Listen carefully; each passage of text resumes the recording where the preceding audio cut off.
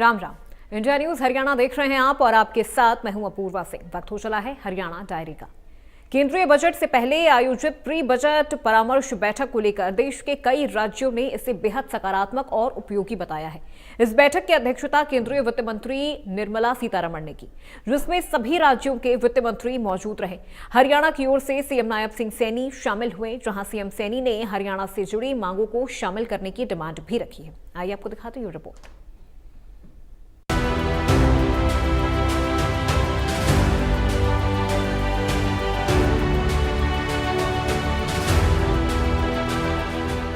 केंद्रीय वित्त मंत्री निर्मला सीतारमण की अध्यक्षता में शनिवार को दिल्ली में सभी राज्यों और संघ राज्य क्षेत्र के वित्त मंत्रियों के साथ बजट पूर्व बैठक हुई।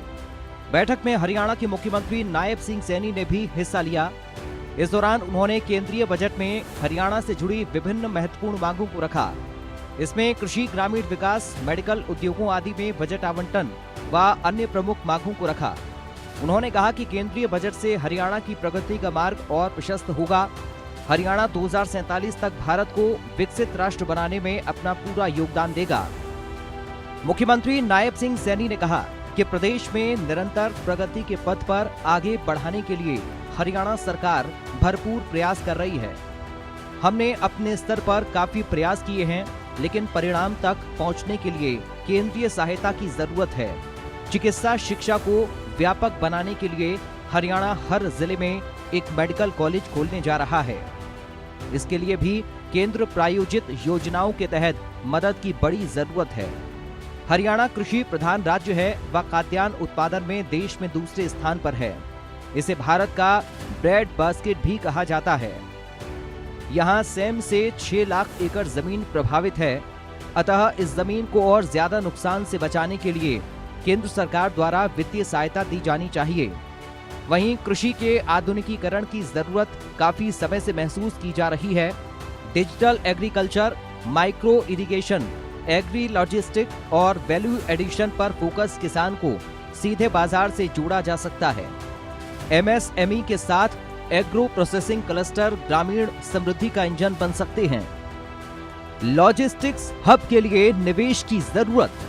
मुख्यमंत्री नायब सिंह सैनी ने आगे कहा कि हरियाणा का एनसीआर क्षेत्र लॉजिस्टिक हब के रूप में विकसित किया जा रहा है। इससे देश के सभी प्रमुख बाजारों से कनेक्टिविटी और माल की सप्लाई आसान और समयबद्ध हो जाएगी। इसलिए हमें इन क्षेत्रों में अधिक से अधिक केंद्रीय पूंजी निवेश की जरूरत है।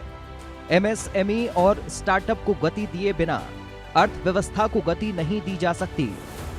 हरियाणा का स्टार्टअप्स में देश में चौथा स्थान है। हम स्टार्टअप को प्रोत्साहित करने के लिए 2000 करोड़ रुपए का फंड ऑफ फंड्स स्थापित करवाने जा रहे हैं।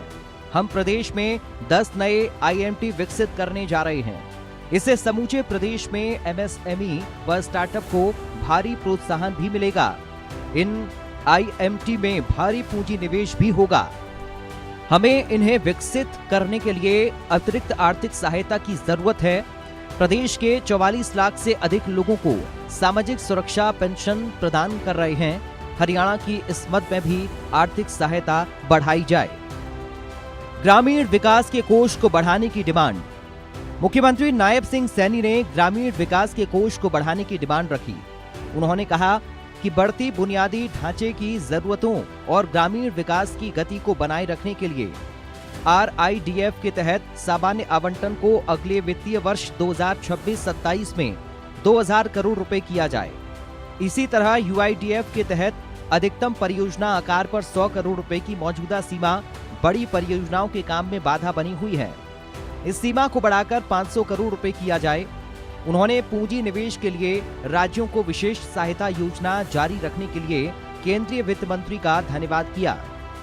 उन्होंने कहा कि राष्ट्रीय राजधानी के निकट होने के कारण हरियाणा की विशेष जरूरतों को देखते हुए हरियाणा के लिए अप्रतिबंधित आवंटन बढ़ाया जाए। साथ ही सहायता के उपयोग की शर्तों में भी उचित छूट दी जाए। मुख्यमंत्री नायब सिंह सैनी ने सुझाव देते हुए आगे कहा कि सबसे पहला मानव पूंजी निवेश आज समय की मांग है। शिक्षा, कौशल और स्वास्थ्य विकसित राष्ट्र की रीढ़ है। भविष्य की अर्थव्यवस्था के लिए एआई, सेमीकंडक्टर्स, ग्रीन टेक और बायोटेक जैसे क्षेत्रों में कौशल विकास किया जाना जरूरी है। जीडीपी में हरियाणा का 3.7% योगदान। मुख्यमंत्री नायब सिंह सैनी ने कहा कि हरियाणा भौगोलिक रूप से एक छोटा राज्य होने के बावजूद देश की जीडीपी में 3.7% योगदान कर रहा है। कर संग्रह के मामले में भी प्रदेश अग्रणी है। वहीं प्रति व्यक्ति जीएसटी संग्रहण में देश में प्रथम स्थान पर है। राष्ट्रीय स्तर पर कुल जीएसटी संग्रह में हमारा योगदान 7.32% है। दिसंबर 2025 तक देश में 5वें स्थान पर रही हैं।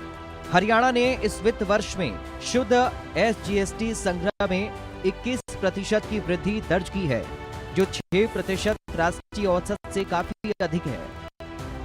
उन्होंने कहा कि उन्हें पूरी उम्मीद है कि इस आम बजट में हरियाणा से जुड़ी मांगों को विशेष स्थान दिया जाएगा ताकि प्रदेश और तेज गति से विकास कर सके।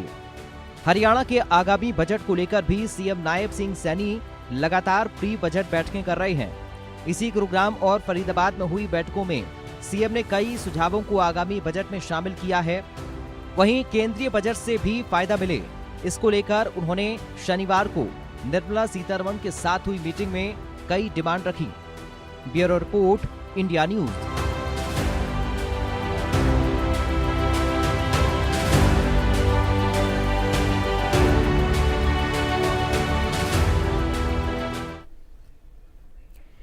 तो हरियाणा डायरी में मेरे साथ फिलहाल बस इतना ही। प्रदेश की तमाम खबरों के लिए आप देखते रहिए इंडिया न्यूज हरियाणा।